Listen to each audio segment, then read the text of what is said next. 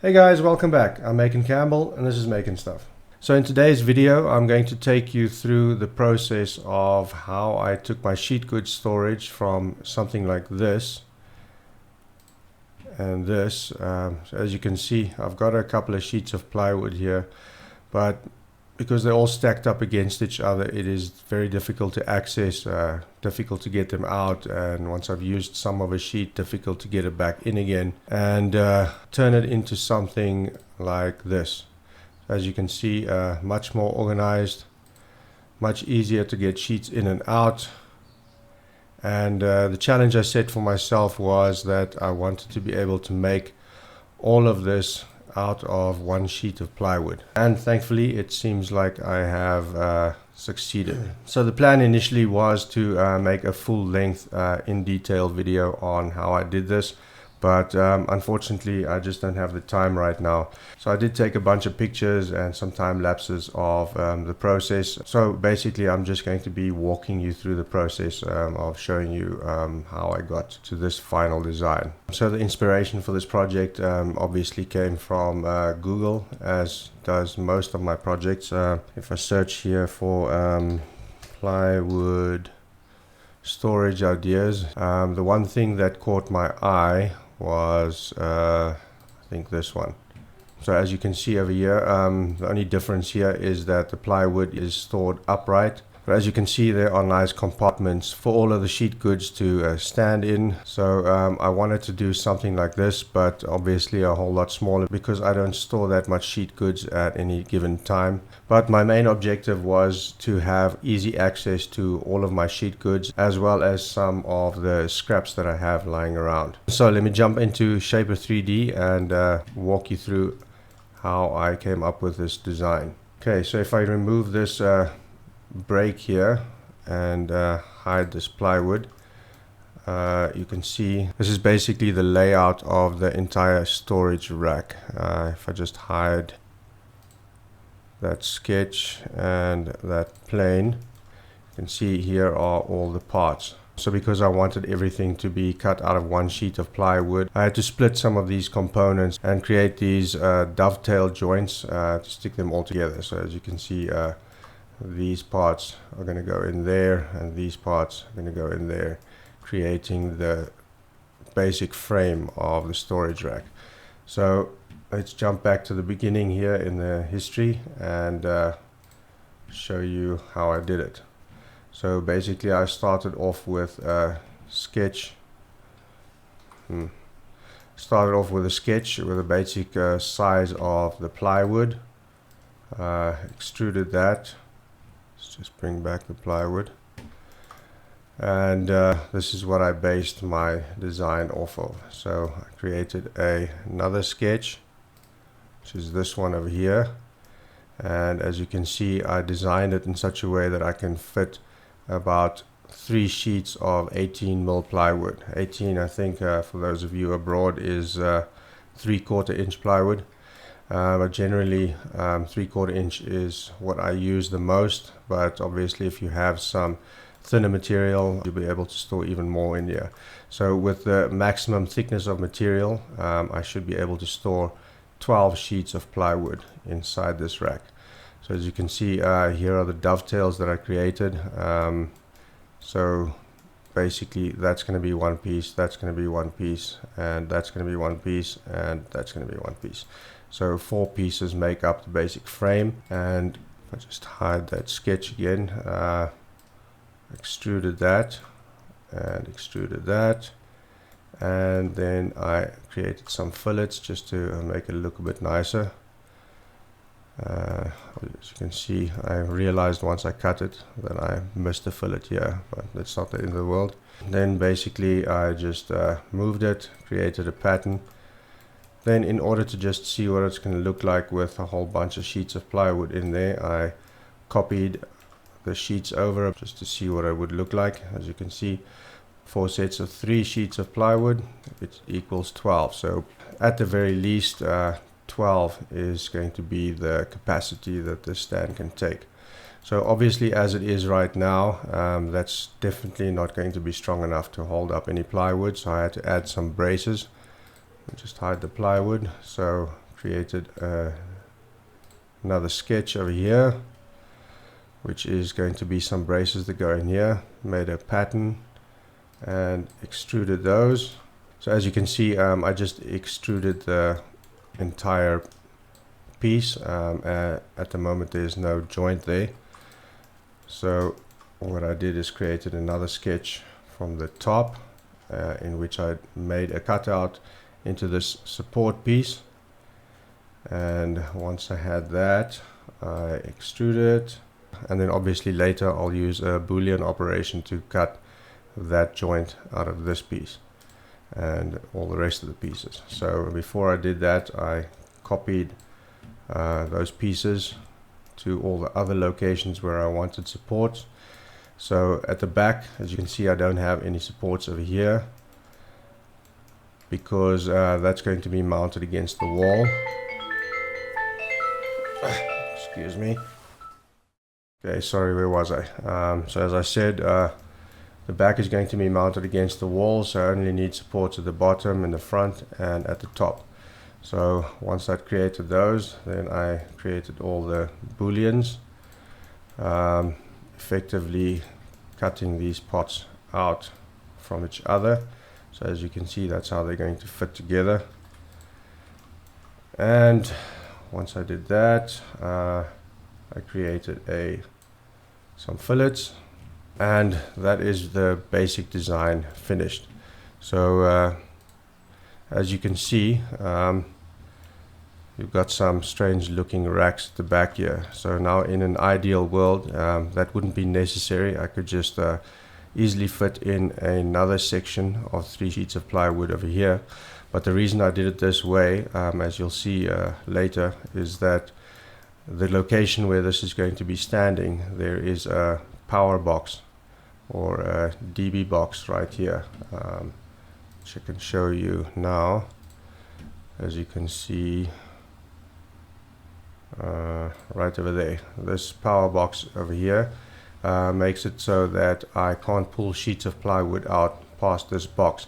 Now, this box is about 120 mil from the wall, so for that reason I had to offset the first sheet of plywood about 130 millimeters from the wall. So instead of just having a whole lot of wasted space there, I came up with this idea to make these tiny little shelves over here, so if there's any longer pieces of scrap or lumber that I have lying around that could fit in there, that's a good use of that wasted space. So in order to get this cut, I obviously have to lay out all of these pieces flat so that I can export that sketch or those vectors to use for my CNC. So all of these movements over here is what that's all about. I've laid them all out flat here. Now if you don't know how to do this, don't worry. This is something that I struggled with when I started as well. I couldn't find too many tutorials dealing with how to get parts from Shaper 3D and get them ready for cutting on a CNC. If that is something that you struggle with as well, please let me know down in the comments below. I have been toying with the idea of doing a full-length, in-depth tutorial, start to finish, from design to layout and to CNC cutting, all using Shaper 3D and Illustrator and VCarve Pro. If that's something that you're interested in, please let me know and I can definitely do something like that.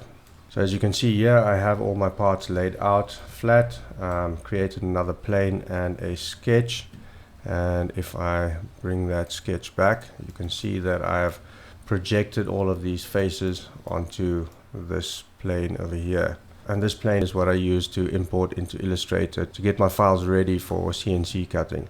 Now there are a couple of reasons why I usually bring my designs into Illustrator before I take them to VCarve Pro, but that is not exactly in the scope of this video, but I'll give you a little bit of an idea. If I grab the DWG file that I exported from Shaper 3D and I bring it into Illustrator, you'll see over here everything looks good.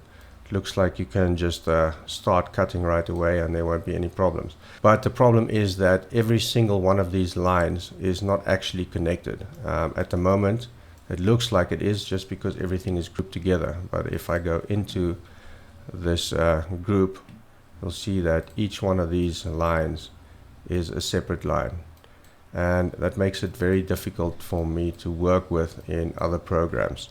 So basically what I'll do is I'll bring this into Illustrator, and as you can see over here, each one of these has been merged into one object now. Now I don't exactly know why. I had the same issue with Fusion 360 when I used to use that. Anytime I export any vectors from a CAD program, for some reason it always comes in separate pieces, and it drives me crazy, but it's something that I've just gotten used to and learned to deal with, and I have my own little workflow of how I get around that and get all my files ready. One of the other reasons that I would sometimes use this is that if, say for example, I decided that these dovetail joints I wanted to have half laps so they wouldn't go all the way through, that's something that I would do here. I would draw in extra shapes over here for the toolpath to cut out only halfway and things like that. But as I said, not exactly in the scope of this video, but that is definitely something that I can do in the future. So this is basically the layout that I took from Illustrator and imported into VCarve Pro. So the computer that I use for all of my toolpath creation is actually downstairs in my workshop, but I use another program called AnyDesk, which allows me to connect remotely to that computer, so I can transfer files between the two of them, and I can also create all my toolpaths on that computer while sitting in my office upstairs, which is very convenient for me. So this is VCarve Pro, and excuse me if there's any lag over here. I am working remotely, so I do sometimes get some lag. So once I've imported the files into VCarve Pro, 90% of the work is done. The only thing that I need to do is add some dog bones to all of the surfaces that are going to be joined together. So as you can see over here, this is where one of those supports is going to go in. Obviously with a CNC, if you just have straight corners there, you're going to have the radius of the bit, which is going to create interference for when those parts need to go together. So here I'm just using a standard dog bone with 3mm radius, because I'm going to be using a 6mm compression bit to cut all of this out. So if we just simulate that toolpath quickly, have a look over here.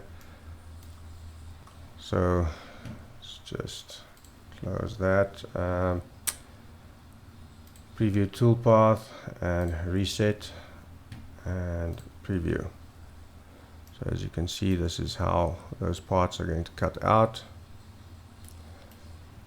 And you also see that I created tabs, at least 4 tabs for each part, so that they don't move around once they're cut free. And over here you can see a summary. So this whole thing took about 40 minutes to cut out, which is pretty quick. I think I've got my feeds and speeds quite dialed at the moment, so everything seems to be working well. Okay, so now that we have the toolpaths created, what we need to do is pop those G-code files onto a USB stick and put them onto the DSP on my CNC machine. So here I am cutting it on my Blue Elephant CNC. So for those of you that don't know, I bought this machine almost 2 years ago now from Alibaba by a company called Blue Elephant. And if you'd like some more information on this machine, I do have a really long video on YouTube detailing everything. So I'll add a link or a card somewhere up here, so for those of you that want, you can go and check that out. So once all these parts were cut out, all I had to do was cut off all of these tabs just to free these pieces. And before I started assembling anything, I decided to just run over all of these parts with the sander, but very lightly, just to remove some of those little fuzzy bits left on the edges where the router bit cut. This is very poor quality plywood. It is construction grade plywood called shutterboard. But seeing as I'm not building this project for the aesthetics, I decided to just give it a really light sanding just to remove those fuzzies and splinters from the edges. And now it's time to start putting everything together. So as you can see over here, these parts fit really nicely together. It was very satisfying putting those pieces together. Those joints were extremely tight and there's no wiggle room in there. Now, while these joints are pretty sturdy just by themselves, I didn't want them to accidentally come apart.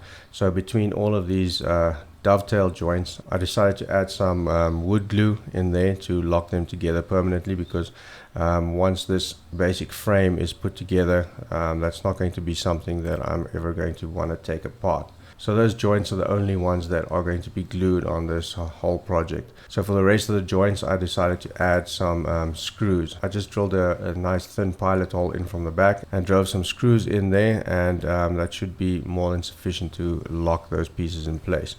This also makes it a lot easier if I decide one day to move from this location or into a workshop or something like that.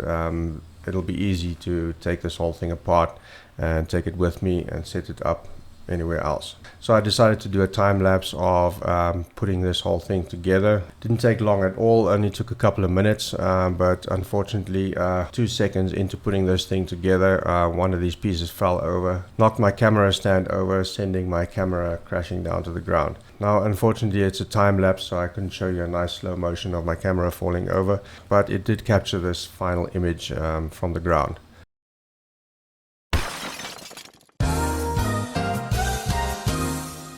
So after that happened, luckily there was not any damage to the camera itself. So I set it back up again and got cracking assembling this unit.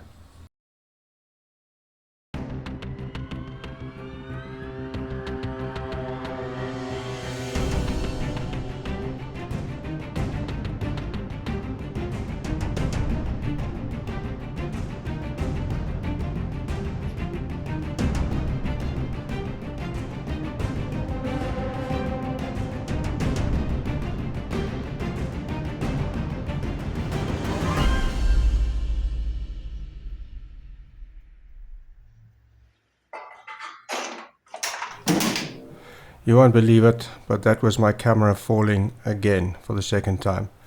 I can't make this shit up. So once the unit was assembled, next came the arduous task of moving all of these sheets out and cleaning up the area where the stand is supposed to go. And that was a pretty tough job. I have a shoulder which has been giving me issues for a couple of years now. So picking up heavy objects is not very easy. I made this handy little plywood carrier, which you'll see me using to move all of those sheets of plywood, without which it would have been virtually impossible for me to move these sheets all by myself. Thankfully, I managed to get it done, and now it was time to move the stand into place and see how it fits.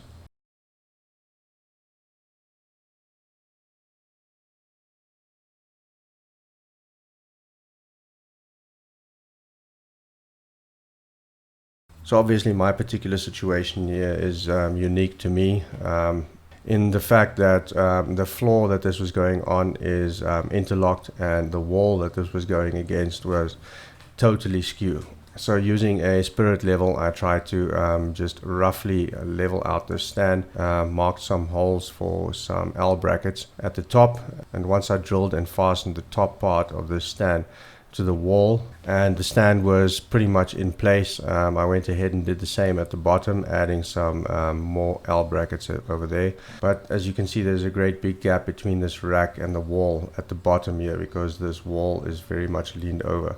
But even worse than that is this interlocked floor. It was very janky, also a little bit sloped towards the front here. So as you can see, I had to use wedges and blocks of wood, all sorts of stuff to stick under this stand, just to give it as much support as I possibly could, because obviously the weight of this plywood is immense. If I didn't add any support there and I stuck all of this plywood on there, it would most probably bend and perhaps even crack or break some of these bottom braces if they didn't have any sufficient support down to the interlocks below. And now that the stand is installed, the last job left is the most satisfying, which is loading up all of my sheets into this storage rack. Now unfortunately I didn't capture any footage of me doing that, but needless to say, it was very satisfying. Now all in all, I'm really happy with how this stand turned out. It seems pretty strong and pretty stable, and it does pretty much exactly what I wanted it to do. Now there are a couple of small things that I might have done differently if I were to do something like this again. You see, it is a little bit tricky maneuvering some of these sheets of plywood in here because of these tabs. I wanted those tabs there so I could separate some of the different types of material. And I also wanted those tabs there to kind of keep the sheets standing almost completely vertical. That way there's no sheets lying against one another, making it easier to get them in and out. Now ideally you'd like to have a solid support between all of these to help guide the sheets through. But that's a whole lot of extra material, and as I said, I wanted to make this whole thing out of one sheet of plywood. That little bit of inconvenience is very small and doesn't bother me much. Once you've got a sheet of plywood in there, it's easy enough to slide another one up against it, or even slide one in between two other sheets, making it even easier and helps guiding the sheet nicely into the rack. One of the other things I might want to change is at the bottom in these low spots where the plywood actually sits. I could possibly add something in there to make it a bit easier to slide the plywood sheets on here. I can maybe take a piece of HDPE plastic or something and cut a few pieces to stick on there, or maybe get a aluminium C-channel that's the right size and stick them over there, giving it a nice smooth surface for the plywood to slide over there. For the most part, most of the sheets of plywood went in there pretty easily, but some of the heavier ones, I've got some 21mm film-faced plywood, which has got a really rough edge, and that one was a little bit tricky to push in, but still not too much of an issue. Lastly, I think the only other thing that I would have changed is this extra piece that I put on the front over here for some of the scrap wood. I would have made that quite a bit longer so I could fit a whole lot more material in there, because as you can see, I do have some material still standing on the ground in front of the rack. Now that doesn't bother me too much. It is still a whole lot neater than what it used to be, and still a whole lot easier to access the material than what I was used to. Something that I might also still add to this rack is maybe add some eye bolts in various locations here with some bungee straps, so if I have long material standing up here, I can use a bungee strap to strap some of these pieces against the rack so that they don't fall over. Because at the moment, some of the longer pieces, if I put them upright, then they tend to want to fall over, so I have to kind of lean them forward against the rack so that they don't fall over. I would like to have them flush against the rack so it's a lot neater, and I think some bungee cords or ropes going from one side to the other would be a nice solution for that problem. Okay, so in closing, let me just say I am extremely happy with how this turned out. This is really going to make my life a whole lot easier. You know, as a maker or a woodworker, it is very important to have a space that is in such a state that if you feel inspired to make something, that you can just walk in and start making and not have any headaches hindering your work or your progress. And that is exactly what this was for me. When I go out to buy some sheet goods, I'm already dreading about where I'm going to put it, how I'm going to fit it in. And the same is true for when I have to make something that requires me to use a full sheet of plywood. 9 times out of 10 I'll go to the shop and just buy a new sheet of plywood and put that straight on the CNC machine, and save me the hassle of going to try and fish out a sheet of plywood in that train wreck that I was storing all my plywood in. So for those of you who might want to make something like this yourself, I will be having the plans available on my website to purchase. I haven't thought of a price yet, but probably like $5 or something like that. And included in that download, I will be adding the export of the vector files from VCarve Pro, which already has the dog bones and everything included. I will also have the Illustrator file, which is the repaired and merged vector files, which I imported from the DWG from Shaper 3D. And then as an added bonus, I will also be adding the actual Shaper 3D file. And the nice thing about that is that the whole timeline and everything is going to be included in the file. And I've designed it in such a way that I have material thickness, as you can see over here, set as a parameter. So at the moment, usually I buy, as I said, 18mm plywood, which comes to about 3/4 of an inch. but 9 times out of 10 the sheets that I get will be about 19 millimeters instead of 18 millimeters. So as you can see, I have my thickness set here to 19 millimeters. So I'd rather have my mortises or these cutouts a little bit larger than they need to be, because if they're smaller, it's quite a pain in the ass to enlarge them or sand down other pieces so they can fit in nicely. But the nice thing about this is that if you have this file, you can go ahead here and change this to anything else you want. Say for example, I want to use a 6 millimeter material. I can change that to 6, and as you can see, all the cutouts and all of the material has been adjusted to 6 millimeters. If I want to make it 25 mil, same thing. The only problem now is going to be that this is not going to update the Illustrator file vectors, and it's also not going to update the VCarve file. So you will have to then go back to this sketch, and as you'll see, the sketches will update as well. You can export this sketch and then do with it what you will.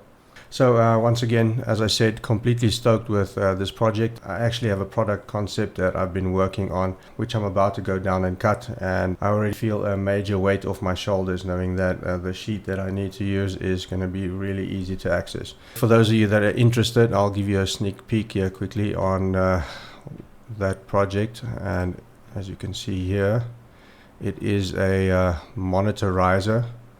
So if I just go back here in the timeline a little bit, over here, here you can see what it is. It's going to be cut out of a 15 millimeter birch plywood, and I've made tabs over here to which I'm going to insert little keys to lock these pieces in place. Okay, where are those here? 3D printed parts. So as you can see, I've created nice thin wedges which I'll be 3D printing, which will lock these pieces in place. For these corners, I've also created these nice little feet which are going to pop inside those holes over there. And then I've also created a little hole here for cables.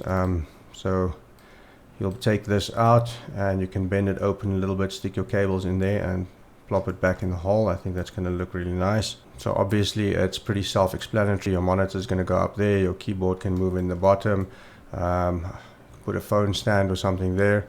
I have designed a nice phone stand as well, which I can show you. 3D printed products. Here's a nice phone stand that I designed recently. As you can see, that's what it looks like. I've designed it in 3 parts because I don't have a multicolor printer.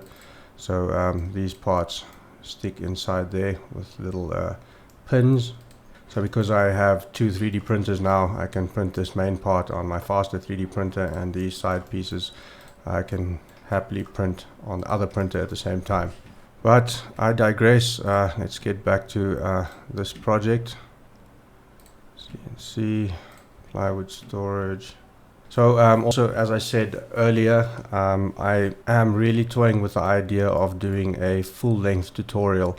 So it'll basically be a tutorial about Shaper 3D and how to design for CNC and how to export all your parts and how to repair them and get them ready for cutting on the CNC, all the way through to actually building the product and finishing it. So if that is something that you're interested in, it's up to you guys whether I'm able to make it or not. If enough people watch this video and enough people like it and enough people request for these kinds of things, then it is definitely something that I can do. So if you could, it'll also be very helpful if you share this video to other people, and it would be even better if you subscribe to my channel. Obviously I would love to be doing stuff like this all day, every day, but unfortunately YouTube is nowhere near paying the bills right now. So where I can, I've got to take commission jobs, and every commission job I do takes away from the time that I have to create videos like this, and perhaps even more in-depth videos.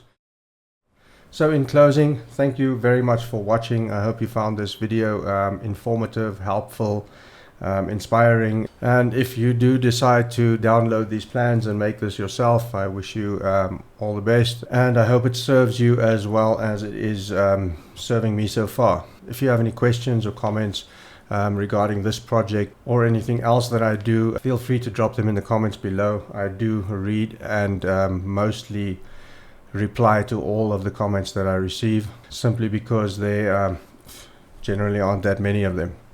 So as always, till next time, keep making stuff.